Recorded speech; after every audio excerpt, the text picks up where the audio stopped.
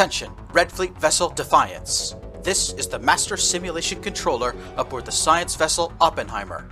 This message is to inform you that your simulated hyperspace transit is complete. You are now free to join the action. Oppenheimer out.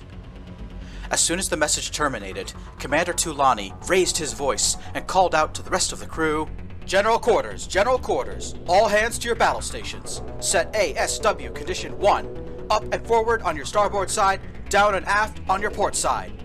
The Defiance was on the outer perimeter of the Free Fire Zone, a region of space where the GALEX War Games were supposed to be taking place. The zone was so large that it contained an entire star system, a brilliant blue sun, 7 terrestrial planets, a gas giant, and countless asteroids and comets. About a dozen warships from both sides were already present and moving about the zone. Ino and Prisbin entered the CIC and powered on their computers.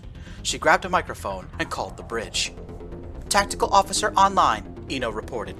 Full power to sensors, analyzing combat data now. Stand by for update. Ino nodded at Prisbin, who withdrew a red folder from his desk and opened it.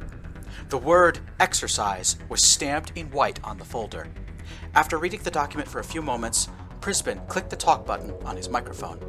He gestured to Ino, telling her she needed to listen. Con, CIC, we have a mission update. The Coalition battleship Betria, escorted by 2 cruisers, is transiting from the 4th planet to the 6th planet, Prisbin said. We have been ordered to intercept and engage. We cannot allow Betria to reach its destination under any circumstances. Once we receive a positive ID on the enemy, we must attack. Understood, CIC, Commander Tulani replied. Helm, give me a spherical search pattern at engines ahead 2/3. Sensors, start sweeping the known approaches to Planet 6. CIC, when did the enemy depart Planet 4? Prisbin pulled several sheets of paper out of his folder and passed them to Ino. She scanned the documents, grabbed her microphone, and said, 4 hours, 33 minutes ago, Ino said. Intel says the enemy was accelerating away from their starting point at 24,255 meters per second relative to the solar system barycenter. Understood, Commander Tulani replied. Calculate possible trajectories they could take based on their starting location, departure time, and destination. The Defiance got underway, moving into the Free Fire Zone. Along the way, Ino and Prisbin studied the incoming data from the ship's sensors. A friendly deep space probe is lighting up civilian ships in the area for us, Ino said. If I set up a data link to the probe, we can take some of our sensors offline, make it harder for the enemy to spot us. Good idea, Prisbin replied. After a short search, Ino and Prisbin spotted a trio of contact dots on the sensor scope. They're flying in formation, Prisbin said. Big ship in the center, smaller ship leading, smaller ship following. Those must be our targets. I'm sending the profiles to holographics. Meanwhile, Ino studied their course and speed. They're hauling ass, Ino commented. Look, they're flying a brachistochrone trajectory. They've been accelerating this whole time. Prisbin pointed at the map. Interesting. The Betria and her escort fleet are taking a cautious path. They're going to do a flyby of the 5th planet, probably for the gravity assist. Let me see. It's a gas giant. Looks to have more in common with Saturn than Jupiter. Mostly hydrogen and helium, but I do detect a little bit of methane as well. Does that planet have a magnetic field? Ino asked. Yup, almost 400 times stronger than Earth's, Prisbin said, and then he gasped. Oh, I see where you're going with this, Esperanta. They're going to use the magnetic field to scramble our sensors and hide themselves. That's my guess, Ino said. But take a look at this. I pulled up everything we know about the Betria. Ino gestured to one of her computer screens.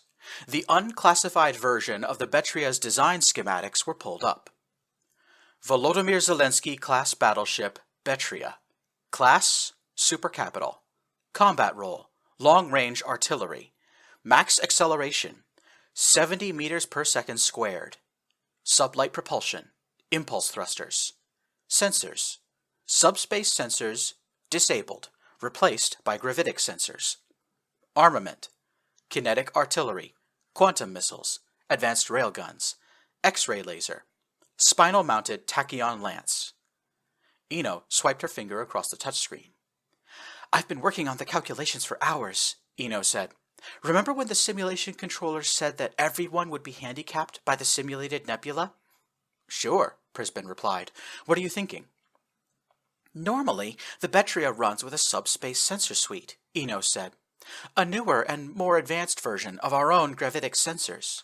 Outside of a nebula, Betria would be able to see us 3 or 4 systems away. But because of the, quote, nebula, they're using the same gravitic sensors we are. Prisbin put his hands together, thinking hard. Gravitic sensors. They detect starships by looking for the gravitational changes they make in deep space, Prisbin said. And they can be impaired by a strong magnetic field, can't they? And doesn't our ship have a cloaking sail that uses magnetic fields to work? Ino added. Which means we could use it to manipulate the natural magnetic field around us, if we were close enough to the gas giant to do that. A smile crossed her face. Finally, Prisbin understood what Ino was suggesting. I'll call the simulation controller. 15 minutes later, Ino, Prisbin, Commander Tulani, and simulation controller Fannin were in the captain's quarters. Tulani looked amused, while Fannin was tapping away furiously at his tablet computer. After a moment, he looked up and spoke in his gravelly, lithoid voice. Esperanta, Prisbin. To say you have caused an uproar among the other simulation controllers is a grave understatement. After a short consultation, we have determined that what you propose is a legal move under the rules of the war game. Unorthodox, but legal. The Master Simulation Controller grants permission for Defiance to execute the maneuver proposed by Junior Tactical Officer Esperanta. Commander Tulani pushed an intercom button. Communication, this is the CO. Did General Ermal ever send a reply to our last message? Tulani asked. Yes, sir, a voice responded. General Ermal has approved your request. We are clear to start the attack run on your signal. Helm, lay in a course for the 5th planet. Engines ahead flank. Get us there quickly. Chief of the Watch, raise the cloaking sail and be ready to go silent on my command. Defiance reached the 5th planet with little time to spare. The gas giant was a magnificent yellow marble hanging in space, and the little frigate was only visible for a moment as it penetrated the bright neon aurora at the magnetic North Pole. Once the ship was above the magnetic pole, Commander Tulani gave the order. Rake for silent running. Shut down everything except the cloaking sail. The ship's cloaking sail unfurled and started to project a powerful electromagnetic field around the Defiance. Meanwhile, the rest of the ship was put into a low power mode. Ino's computer in the CIC was still running. It was tied into the sensors manager and the helm. Deep in the CIC, Ino could hear the hull creaking as she watched the sensor feed. Simulation controller Fannin was watching over her shoulder. The battleship Betria and her escorts entered the area and started their flyby of the gas giant. This is the moment your theory will be tested, Fannin said. Ino looked away from the simulation controller as a voice spoke over the ship's intercom. Khan, sensors, we've been counter-detected. Enemy ships are on alert and have started active scans. Do they have our position? Commander Tulani asked. Negative, sir, replied the sensors operator. Best I can tell, they saw us go into the magnetic field and then they lost us. Betria is doing a wide-field EM search, but I'm not detecting any lock-ons. Ino grabbed the microphone. Khan, CIC.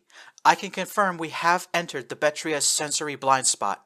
The location of the blind spot will change depending on Betria's relative position to the gas giant. Recommend Helm loads the pre-programmed course I made now. CIC, Helm, replied another voice. Course is loaded and ready. Khan, CIC. T minus 15, 14, 13, 12, 11, 10, 9, 8, 7, 6, 5, 4, 3, 2, 1. Engines ahead, 1/3. Bring the sim weapons online, Commander Tulani ordered. The Defiance lurched into motion. The vessel seemed to shimmer as its cloaking sail interacted with the powerful magnetic field above the planet's north pole. Ino called the bridge again. Remember, sir, keep moving along the course I prescribed. We cannot be stationary relative to the Betria, Ino said. This feels weird, Prisbin said. Normally, when you find a sensory blind spot, you're supposed to maintain a constant distance from the enemy, so that you look like a sensor shadow or a blip. This is not a normal blind spot, Ino replied. It's one caused by the environment, and we need to account for that. Helm, CIC, we're drifting starboard. Bring us back to port by 1/2 degree. There, good. We're back in the center line. On my mark, start accelerating and make it a slow one. Give me an extra 1/2 meter per second every 2 seconds. 3, 2, 1, mark. The Defiance had now emerged from the gas giant's north pole and was following Betria and her escorts. The enemy ships were still scanning the gas giant, thinking Defiance had not moved. We are undetected, Prisbin said, staring at his own monitors. Cloaking sail at 95% efficiency. Distance to target, 80,000 kilometers and closing. Drifting again. Bring it down and starboard by 1/4 degree, Ino told the helm. We are inside enemy weapons range, Prisbin reported. We can get closer, Ino said. Distance to target, 40,000 kilometers, Prisbin said. We are now in hammerlock. If they see us, we're dead. Sensors say we're undetected, Commander Tulani replied from the bridge. Activate the sim weapons. Prepare a salvo of simulated antimatter missiles. Impossible, simulator controller Fannin breathed. They should have seen you by now. Distance to target, 10,000, Ino called out. We're still inside the sensory blind spot. Khan, CIC, recommend killing the engines now. I'll stop, Commander Tulani ordered. Helm, put us on the drift. Defiance shut down her engines, carried forward by her own momentum. They had put Sir Isaac Newton in the driver's seat. Distance, 5,000 kilometers, Prisbin reported. Relative velocity to target, 300 kilometers per second. We have the enemy in hammerlock. Hammerlock.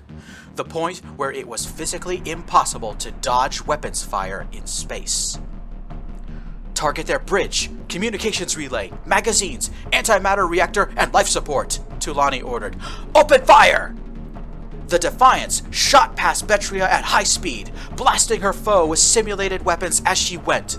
The flyby assault was over in less than a second, and the Defiance, carried onward by gravitational forces, sped away from the scene as quickly as she had arrived. By the time the Betria's crew realized they were under attack, the Defiance was long gone. Moments later, the science vessel Oppenheimer broadcasted a transmission to all ships participating in the war game. To all vessels, this is an update from the Master Simulation Controller. The Coalition battleship Betria has been marked as destroyed by weapons fire. At this time, Betria will break formation and exit the free fire zone. Do not interact with Betria as they are no longer part of the simulation. Message ends. The radio network was filled with loud and profane protests from the Betria as she turned to leave the war game. Both of Betria's escorts panicked, firing their sim weapons blindly in the direction Defiance had approached from, still unaware of what had just happened. You're walking down a well-worn road. Something changed, but who would know? The smiles you get are poisoned well. The color you once knew is killed. And as you realize